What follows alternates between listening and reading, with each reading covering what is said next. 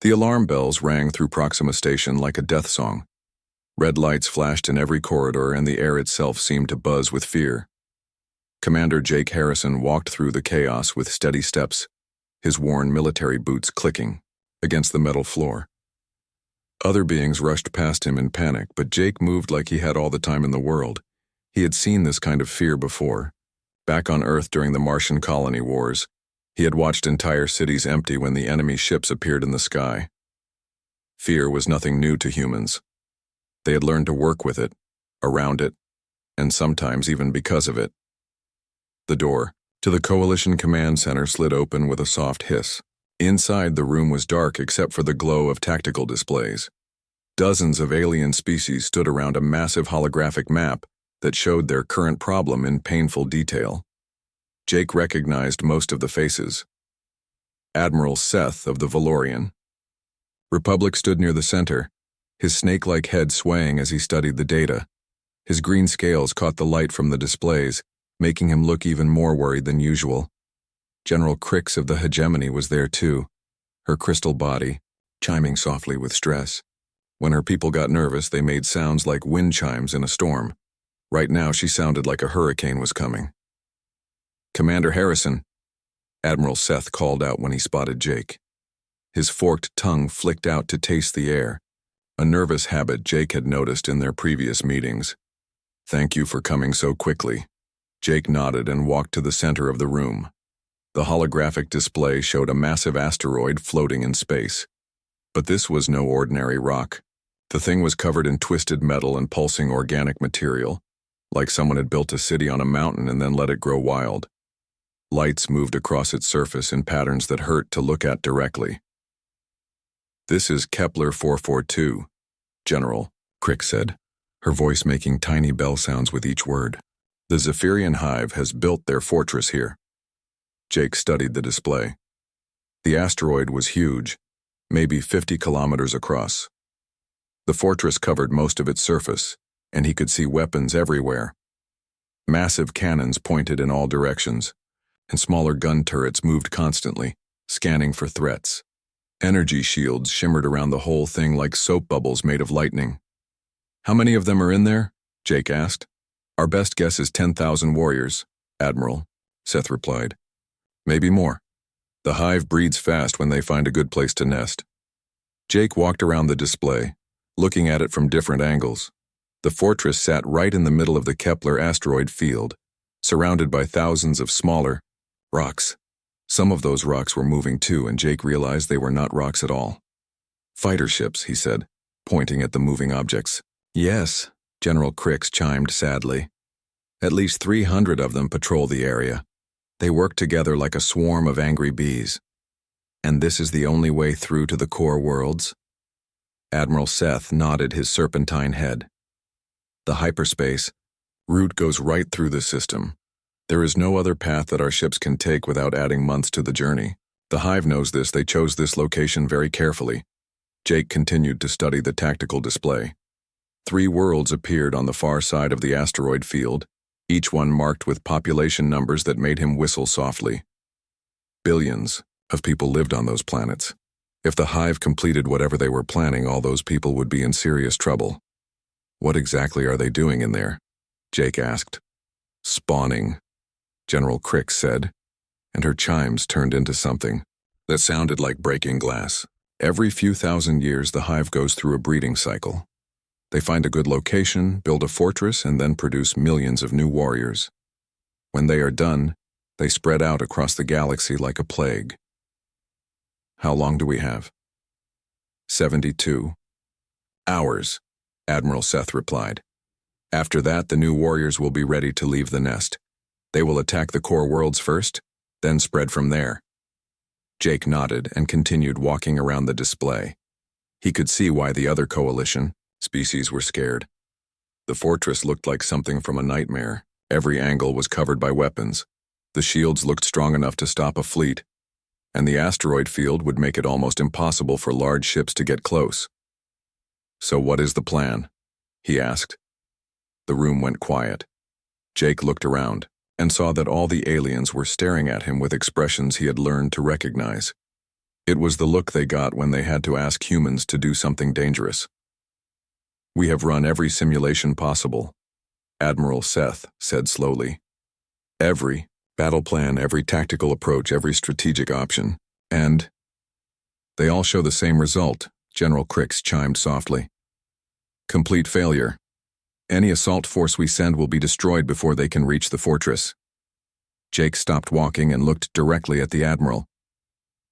"So, you want me to take a suicide mission?" "Commander Harrison?" Admiral Seth began, but Jake held up his hand. "It is okay, Admiral.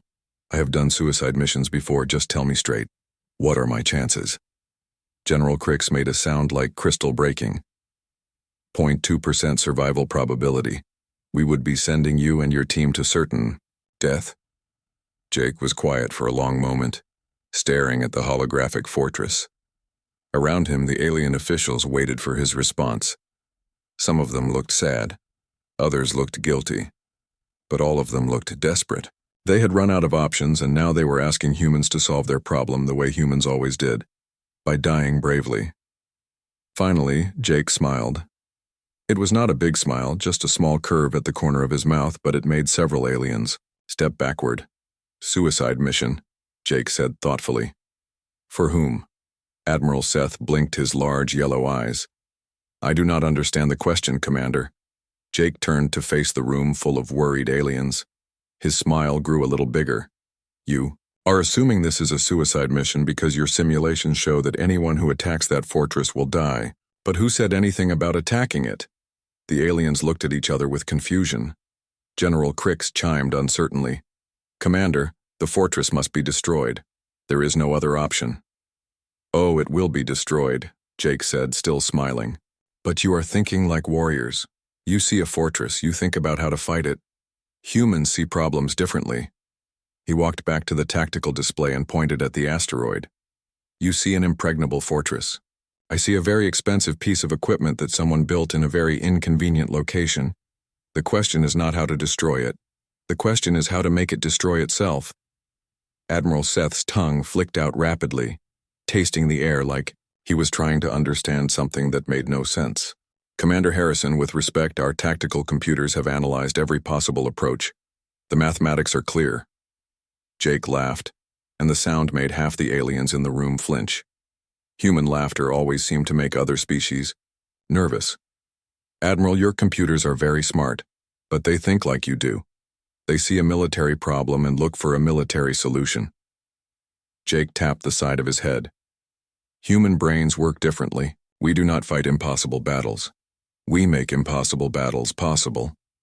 He looked around the room at all the confused alien faces. "Give me 6 hours to put together a team and gather some supplies. Then we will go solve your problem." "Commander," General Crix chimed desperately, "this is not a problem that can be solved. This is a fortress that must be taken by force." Jake headed toward the door, then stopped and looked back. "Ma'am, with all due respect, you just told me that taking it by force is impossible, so obviously force is not the right tool for this job." His smile became almost predatory. "Lucky for you, humans are very good at finding the right tool for any job." The door slid shut behind him, leaving a room full of very confused aliens, staring at a holographic fortress that had suddenly stopped looking quite so impregnable. Jake walked through the human quarters of Proxima Station with purpose. The corridors here felt different from the rest of the station. They were smaller, warmer, and smelled like coffee and machine oil instead of the sterile air that other species preferred. Pictures of Earth hung on the walls between technical diagrams and duty rosters. It felt like home. He found Lieutenant Amy Rodriguez in the engineering bay, elbow deep in the guts of a mining drone. Sparks flew as she welded something that probably was not supposed to be welded. Amy had joined the coalition forces after spending 10 years blowing up asteroids for mining companies. She knew more about explosives than most people knew about breathing. "Amy," Jake called over the noise of her work. She looked up, pushing safety goggles up onto her forehead. Her dark hair was tied back in a practical ponytail, and her hands were stained with grease and metal dust. "Hey, boss. What is the word?" "We have a job. Big one. Probably going to be interesting." Amy grinned and set down her welding torch. Interesting how? Fun interesting or stupid interesting? The kind where the aliens think we are all going to die. Amy wiped her hands on a rag. My favorite kind. When do we leave? 6 hours. Round up Ben and Lisa. Meet me in cargo bay. 7. Jake left Amy to finish her welding and headed deeper into the human section. He found Sergeant Ben Parker in the station's small gym, lifting weights that were probably meant for species twice his size. Ben was built like a concrete block with arms, and his bald head was covered in sweat. Ben, Jake said. Ben set down the weights with a clang that shook the floor. Commander, you have that look. What look? The look you get when you want to. Do something that is going to give me gray hair. Jake smiled. Your head is already bald. And you wonder why. Ben grabbed a towel and wiped his face. What kind of trouble are we getting into this time? The impossible kind. You still remember how to work with mining equipment? Ben had spent 15 years cutting through asteroids with industrial tools before joining the military. If something needed to be broken apart, moved or put together in ways that made engineers cry, Ben was the man for the job. Boss, I can make a hole in anything you point me at. How big a hole do you need? Big enough to walk through. Maybe several of them. Easy. When do we start? Cargo Bay 7. 1 hour. Jake found Corporal Lisa Chen in the station's communication center, surrounded by screens showing data streams that moved too fast for normal eyes to follow. Lisa could make computers do things that their designers never intended. She had learned her skills growing up in the underground tech markets of New Shanghai, where people paid good money for impossible electronic solutions. Lisa, Jake said. Her fingers never stopped moving across multiple keyboards. I already heard, Commander. Amy sent me a message. Something about aliens thinking we are going to die. That is about right. Can you make their communication systems have a bad day? Lisa finally looked up from her screens.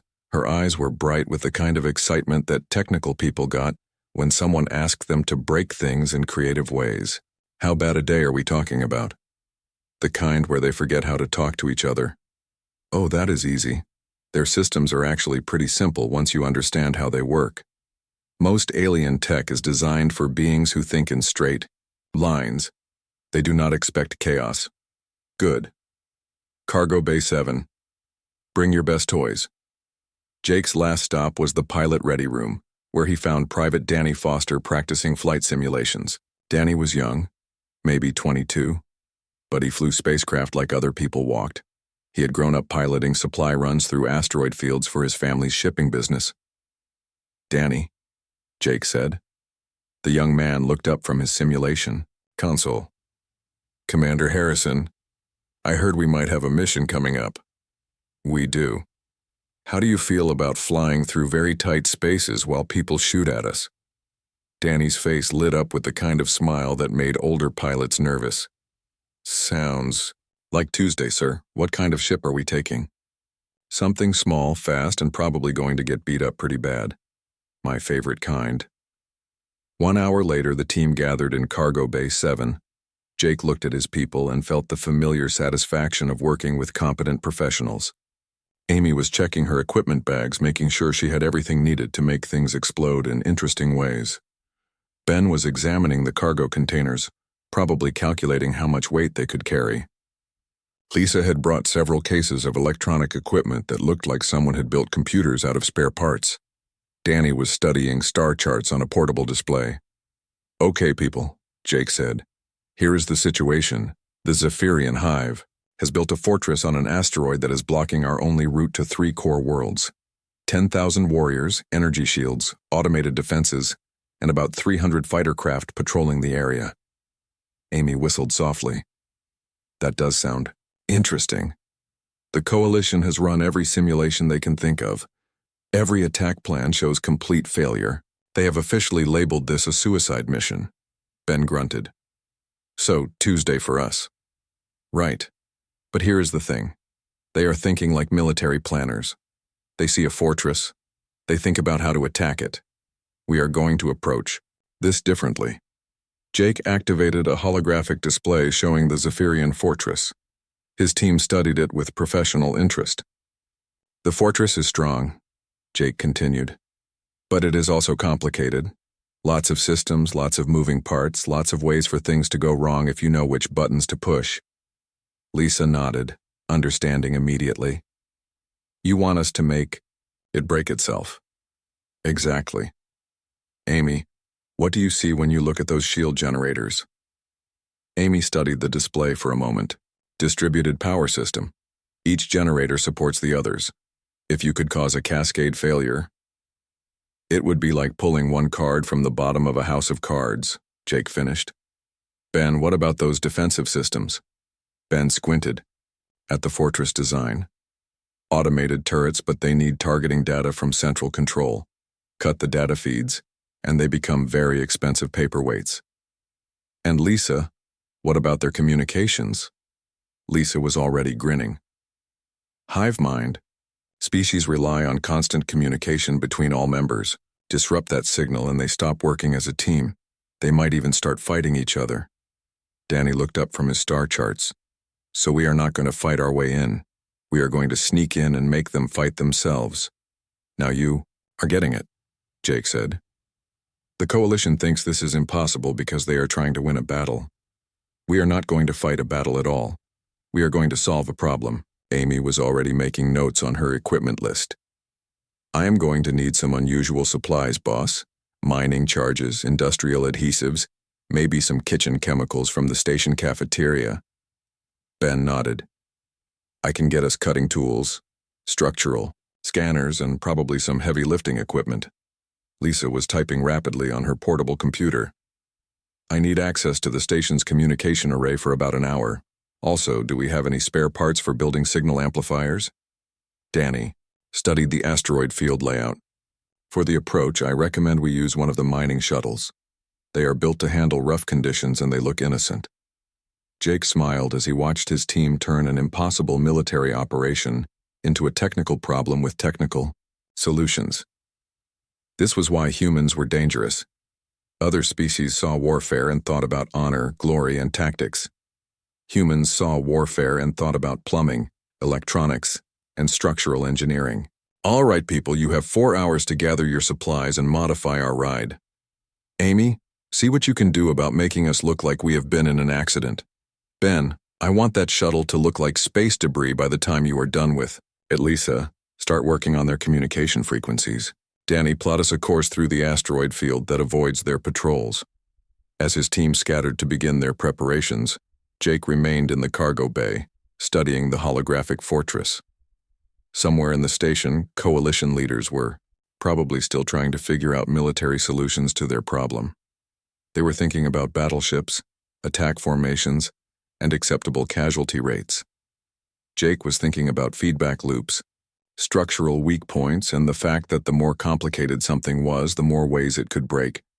The fortress looked impressive, but impressive things were often fragile, and humans had always been very good at finding where the fragile parts were hidden. The mining shuttle Phoenix looked like it had been through a war and lost badly. Burn marks covered its hull, several panels hung loose, and one of its engine pods sparked occasionally. Ben had done his job well. To anyone watching, the Phoenix looked like a ship that had barely survived a collision with an asteroid. Inside the shuttle was a different story. Amy had filled the cargo bay with equipment that would have made a safety inspector faint. Boxes of mining charges sat next to containers of kitchen chemicals. Industrial adhesives were stacked beside electronic components that Lisa had somehow turned into signal amplifiers. It looked like chaos, but Jake knew that every item had a purpose. Danny sat in the pilot seat, his hands steady on controls that Jake had modified over the past 4 hours. The changes were subtle, but important. Extra maneuvering thrusters, better sensors, and communication equipment that could talk to Lisa's specialized gear. All right, people, Jake said as the Phoenix cleared Proxima Station's docking bay. Remember, we are not soldiers on a mission. We are the survivors of a mining accident, drifting through space and trying to get home. Amy looked up from the device she was building in the cramped workspace behind the cockpit. How badly damaged are we supposed to be? Bad enough that nobody expects us to cause trouble, but not so bad that they feel sorry for us and try to help. Lisa had her equipment spread across 2 seats, cables running everywhere like electronic spaghetti. I am reading their patrol frequencies clearly now. The Zephyrian fighters move in groups of 12, and they sweep the asteroid field in a pattern that repeats every 43 minutes. Predictable, Ben said from where he was checking his cutting tools. Hive minds like patterns. Makes them efficient, but also makes them easy to avoid if you know what to look for.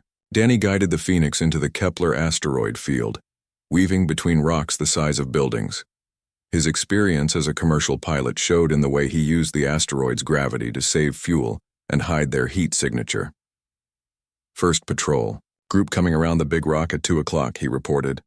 Through the cockpit windows, they could see 12 Zephyrian fighters moving in perfect formation. The alien ships looked like metal insects, all sharp angles and glowing engines. They moved together like a school of fish, turning at the same instant, accelerating at the same rate. Hold course and keep our power low, Jake ordered. We are. Just space debris. The patrol swept past them without slowing down. Jake watched them go and made mental notes. The fighters were fast and well-armed, but they were also predictable. They followed their search pattern exactly, never deviating, to investigate anything that did not fit their programmed parameters. They are looking for battleships and assault craft, Amy observed. Not garbage scows like us. Exactly. Lisa, what are you picking up from their fortress? Lisa had her headphones on, listening to alien communications that sounded like static, mixed with insect buzzing. Lots of chatter. They are coordinating defensive positions, reporting patrol status, and she paused, adjusting dials on her equipment. Something about spawning progress. Sounds like they are ahead of schedule. How far ahead? Hard to tell, but they keep mentioning 60 hours instead of 72. Jake frowned. If the hive finished their spawning cycle early, the coalition would have even less time to evacuate the core worlds. Another reason to make sure their plan worked on the first try. Danny threaded the Phoenix between 2 asteroids that were so close together that their surfaces almost touched. Boss, we are coming up on the fortress. You want to see this? Ahead of them, the Zephyrian fortress filled their view. It was even more impressive up close than it had looked on the holographic displays. The asteroid underneath was completely covered in alien architecture that seemed to grow rather than being built. Organic curves blended with mechanical structures, and everything pulsed with a sickly green light. Energy shields shimmered around the fortress like heat waves, and weapon emplacements tracked back and forth constantly. More fighter patrols circled the structure, their movements creating a deadly dance of metal and energy. Ben, you still think you can get us inside that thing? Ben studied the fortress through the shuttle's scope, his experienced eyes picking out details that others might miss. See that section on the lower hemisphere? Those are maintenance ports for the shield generators. The aliens probably use them for repairs and upgrades. Can we fit through one? Not easily, but yes. The real question is whether we can do it without getting fried by the energy discharge. Amy looked up from her work. What kind of energy discharge? The shield generators dump excess power every few minutes, keeps them from overheating, but anything caught in the discharge area gets turned into very expensive atoms. Lisa pulled off her headphones. I might be able to help with that. I have been listening to their technical communications. The power dumps happen on a schedule and they announce them over their internal network. So you can tell us when it is safe to approach? Better than that. I think I can delay the next power dump by about 30 seconds. That should give Danny enough time to get us through the maintenance port. Danny nodded confidently. 30 seconds is plenty. These old mining shuttles are tougher than they look. Jake watched as another patrol of Zephyrian fighters swept past them. The aliens were so focused on watching for military threats that they completely ignored a damaged mining shuttle drifting through their territory. All right, people, this is where it gets interesting. Danny, take us to Ben's maintenance port. Lisa, get ready to interfere with their power systems. Amy, how are your party favors coming along? Amy held up a device that looked like someone had built a bomb out of kitchen supplies and spare parts, which was exactly what she had done. These beauties are not designed to destroy anything. They are designed to make other things destroy themselves. Plant one near a shield generator, and it will cause a feedback loop that spreads to every connected system. And Ben's cutting tools? Ben patted a case full of industrial equipment. These will get us through any door, wall, or floor the aliens want to put in our way. Mining gear is built to handle the toughest materials in the galaxy. The Phoenix drifted closer to the fortress, still disguised as space debris. Jake could see individual details now. Alien warriors moved along the outer hull, checking weapons and patrolling corridors that were open to space. The fortress was so large that it had its own atmosphere in some sections. Lisa, start working on their communication network. I want to introduce some static into their coordination signals. Lisa's fingers flew over her improvised equipment. Already on it, their hive mind communication is actually pretty simple once you understand the frequency patterns. It is like they are all talking on the same radio channel. What happens if that channel gets noisy? They start having trouble understanding each other, confusion, delayed responses, maybe even conflicting orders. Danny, are we in position? Coming up on the maintenance port now, it is going to be tight, but I can do it. Jake looked around at his team. Amy was ready with her specialized explosives. Ben had his cutting tools prepared. Lisa was deep in the alien communication network, her equipment humming with electronic activity. Danny was focused on the delicate task of piloting their disguised shuttle through a gap that was barely wider than they were. In a few minutes, they would be inside the most dangerous fortress in the galaxy. The Coalition thought it was impossible.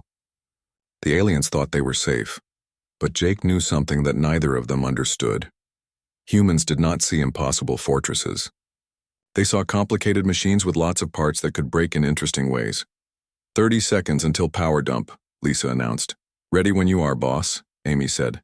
Ben, ready to make some holes. Danny, let's go solve their problem. For them. The Phoenix slipped through the maintenance port like a needle through cloth, carrying 4 humans into the heart of alien power. Behind them, the energy shields continued their deadly dance, unaware that the real threat was already inside. The Phoenix slipped through the maintenance port just as the shield generator finished its power cycle. Danny's hands were steady on the controls as the shuttle scraped against the metal edges of the opening, but he got them through without triggering any alarms. They were inside the fortress now, floating in a service corridor that was barely wide enough for their ship. We are in, Danny whispered, though there was no reason to keep quiet in the vacuum of space. Jake looked through the cockpit. Windows at the alien architecture surrounding them. The corridor was lined with pipes and cables that pulsed with organic light. Everything looked alive, like they had flown into the belly of some massive creature. Ben, how long do you need to get us to the shield generators? Ben was already studying the technical readouts on his portable scanner. The generators are about 200 meters that way. He pointed toward the fortress's interior. But we will have to cut through at least 3 bulkheads to reach them. Do it. Lisa, start working on their communications. I want those fighters outside to start having trouble talking to each other.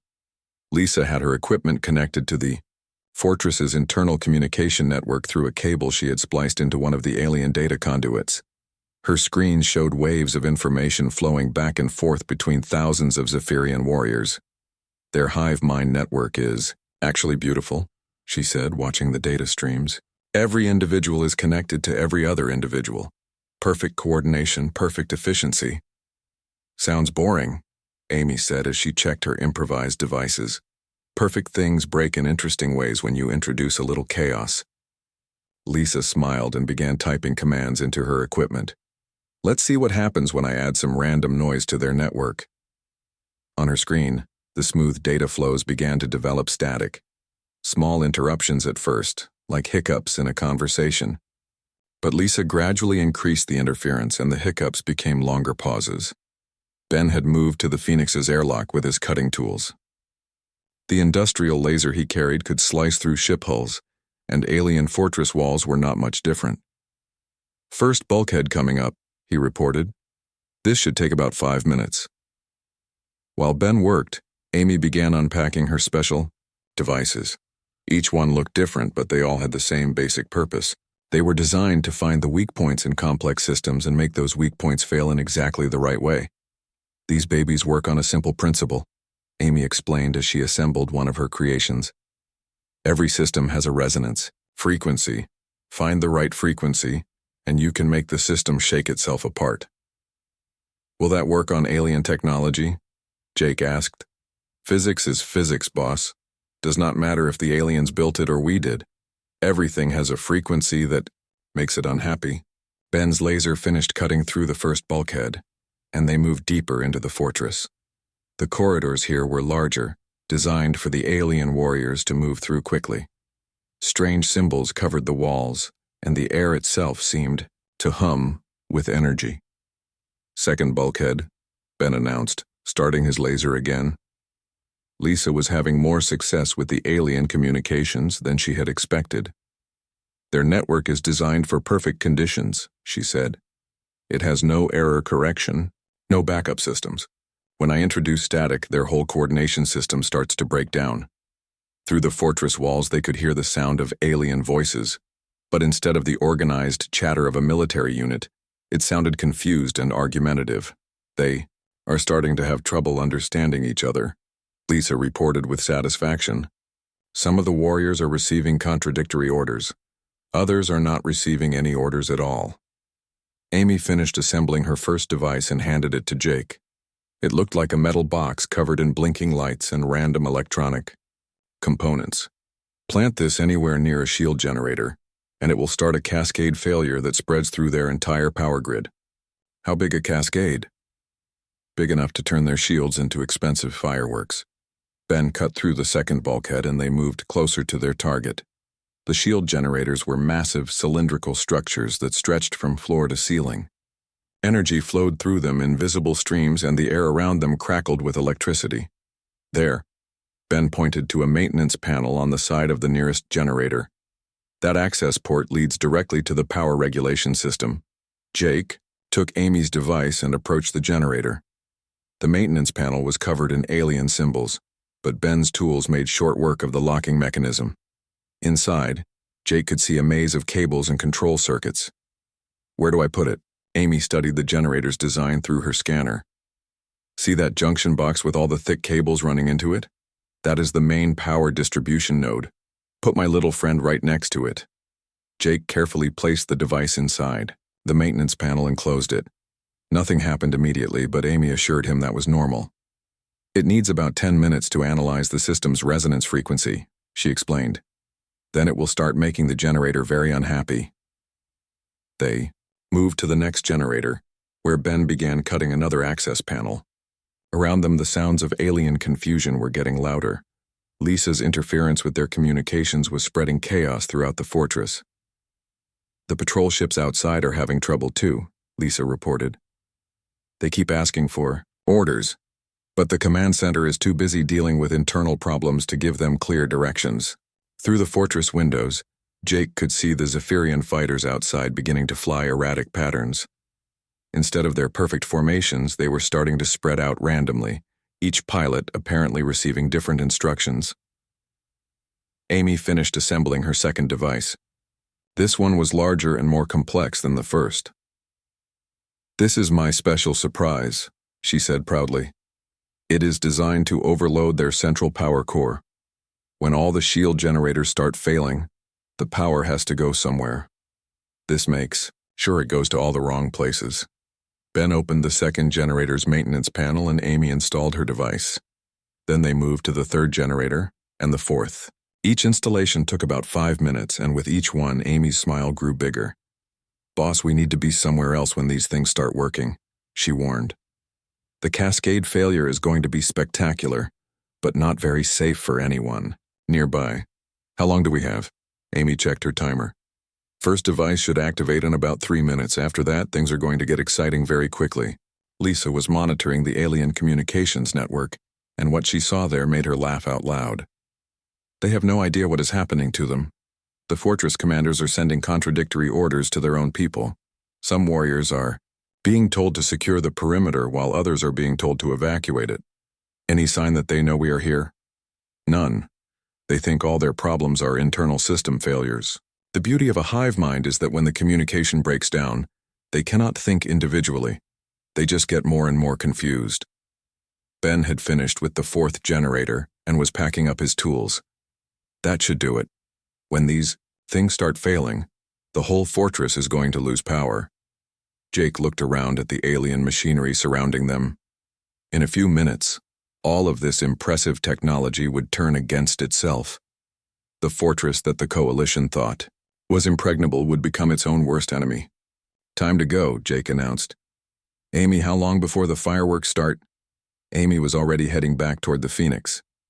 2 minutes until the first generator fails. 5 minutes until the cascade reaches the central power core. After that, I recommend being as far away as possible.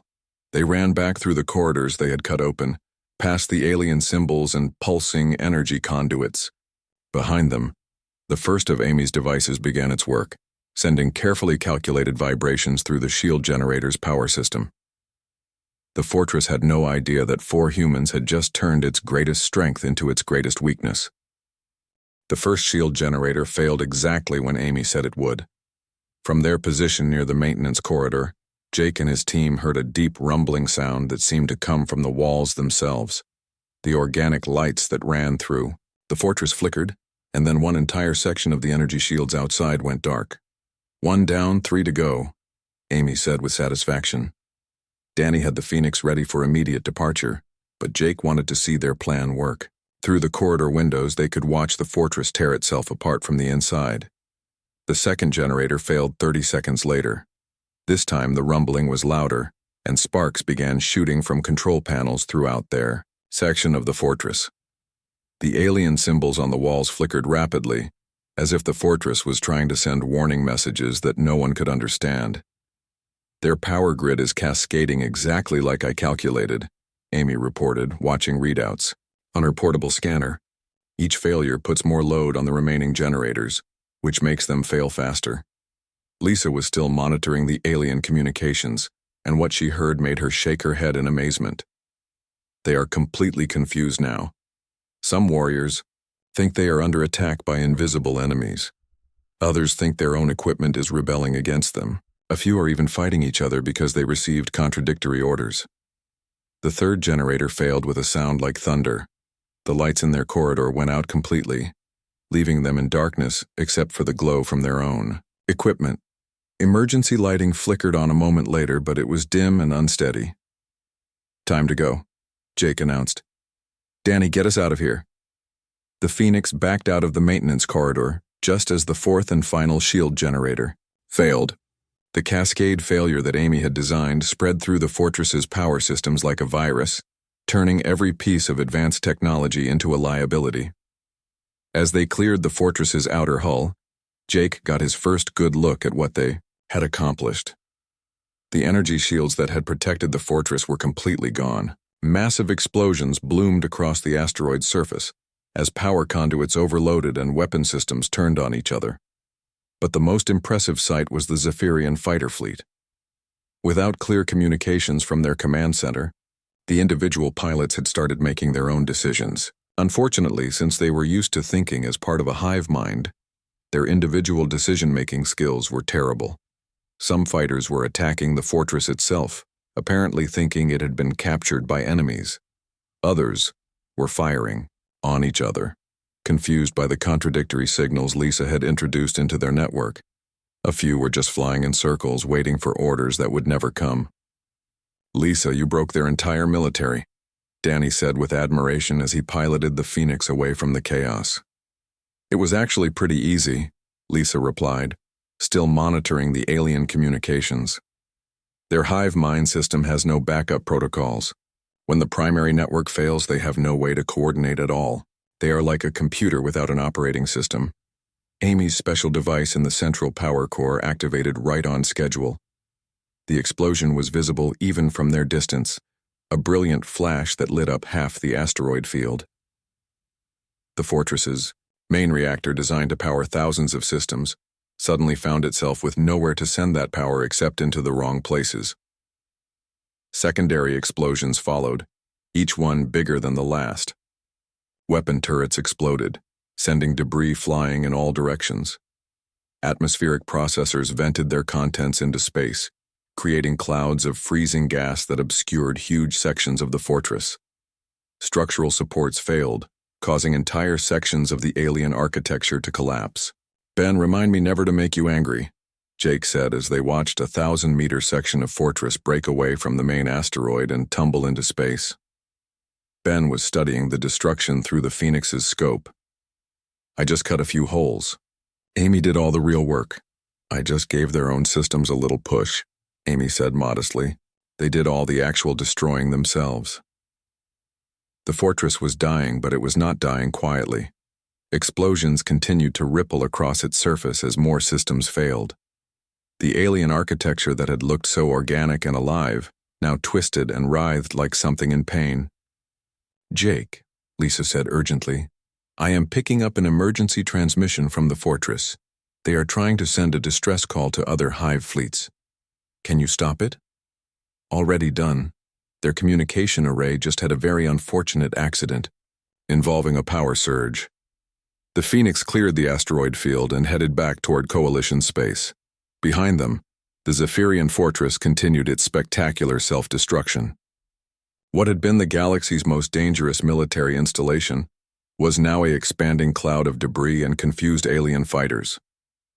"Coalition Command, this is Phoenix," Jake broadcast as they reached communication range. "Mission accomplished. The hyperspace route is clear." The response came immediately from Admiral Seth. "Commander Harrison, please repeat. Did you say mission accomplished?" "Affirmative, Admiral. The fortress has been neutralized. The Zephyrian spawning cycle has been permanently interrupted." There was a long pause before the Admiral responded. "Commander, our sensors show massive explosions in the Kepler system. What happened to the fortress?" Jake looked back at the expanding debris field that had once been an impregnable alien stronghold. "It had a very bad day, sir." "How many casualties did your team take?" "0, sir." Another pause. "0 casualties?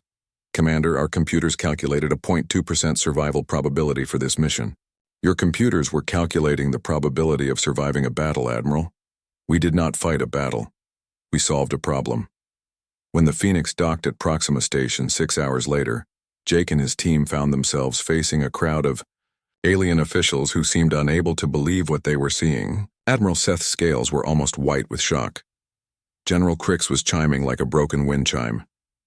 "Commander Harrison," Admiral Seth said slowly, "please explain how you destroyed an impregnable fortress with a mining shuttle and 4 people." Jake stepped off the Phoenix and looked around at the confused alien faces. "We did not destroy it, Admiral. We convinced it to destroy itself." "I do not understand." "The fortress was a very complicated machine with lots of systems that depended on each other. We just helped those systems stop getting along." General Crix chimed uncertainly. "But the Zephyrian warriors, the fighter fleet, the energy shields, all connected to the same network," Lisa explained.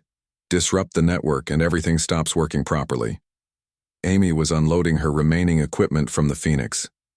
"The fortress was designed to fight enemies outside its walls. It was not designed to fight itself." Ben shrugged. "We just used their own tools against them. Mining equipment, industrial chemicals, basic electronics. Nothing fancy." Admiral Seth stared at them in bewilderment. "You turned the most dangerous fortress in the galaxy into scrap metal using mining equipment? And kitchen supplies," Amy added helpfully. "Do not forget the kitchen supplies." Jake looked around at the assembled alien officials, all of whom were trying to understand how 4 humans had accomplished something that their best military minds had declared impossible. "The thing about humans, Admiral, is that we do not see military problems and civilian problems as different things. A problem is a problem. You find the right tool for the job, and you fix it." He headed toward the exit, then paused and looked back. "You told us it was a suicide mission because you were thinking like warriors. You saw an enemy to be defeated. We saw a machine that was not working properly." Jake smiled. "And humans are very good at fixing broken machines." Behind him, the alien officials stood in confused silence, trying to understand how the galaxy's most feared military installation had been defeated by what amounted to an engineering project. In the distance, sensor readings continued to show the expanding debris field that had once been the Zephyrian fortress. The hyperspace route to the core worlds was clear. Billions of lives had been saved, and 4 humans had turned an impossible mission into just another day at the office. Sometimes the best way to win a war was to treat it like a repair job.